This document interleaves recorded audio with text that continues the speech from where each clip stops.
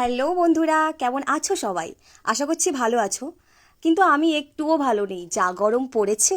আচ্ছা, তোমাদের ওদিকে কেমন গরম পড়েছে? তো এত গরমের মধ্যে চলে গেছিলাম বান্ধবীর বাড়িতে। আর এই যে ব্যক্তিটাকে দেখতে পাচ্ছ না, ক্যামেরার সামনে আসতে এত লজ্জা পাই, তো কি বলবো, অবশেষে অনেক জোর করে ক্যামেরার সামনে আনতে হলো। কিন্তু যাই বলো, বন্ধু আমার খুবই কিউট, তো অবশেষে চলে আসলাম আর একটা বান্ধবীর বাড়িতে। আর বান্ধবী ভালোবেসে আমাদের শরবত খাওয়াচ্ছে, আর আমরাও খাইয়ে দিচ্ছি। তো শরবত খাওয়ার পর তাড়াতাড়ি ঝটপট করে রেডি হয়ে নিচ্ছিলাম, কারণ আমরা আসতে অনেকটা লেট করে ফেলেছি। ও হ্যাঁ, তোমাদেরকে তো বলাই হয়নি কেন এসেছি। আসলে বান্ধবীর বাড়িতে ঠাকুর প্রতিষ্ঠা হচ্ছিল, কালী ঠাকুর প্রতিষ্ঠা। তো সেই জন্য আমাদেরকে ইনভাইট করেছিল। তো তো আমরা ঠাকুর আনতে যাবো বলে ঝটপট করে রেডি হয়ে নিয়েছি। আর দেখো, পিচ্চিটি আমার সাথে ম্যাচিং ম্যাচিং করে নিয়েছি, তো সেটাই দেখাচ্ছিলাম। এই আউটফিটে কেমন লাগছে জানিও প্লিজ।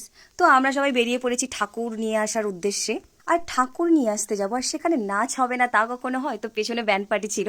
তো আমরা সবাই মিলে মজা করে মাকে আনতে যাচ্ছি।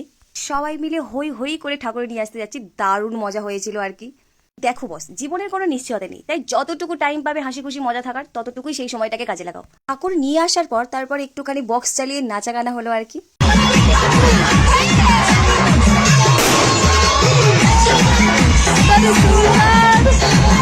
তারপর কালিমাকে নিয়ে আসছে আসনে বসানোর জন্য, খুব সাবধানে মাকে বসাচ্ছে। আর এই হচ্ছে কালিমা, কি সুন্দর কি মিষ্টি লাগছে তাই না?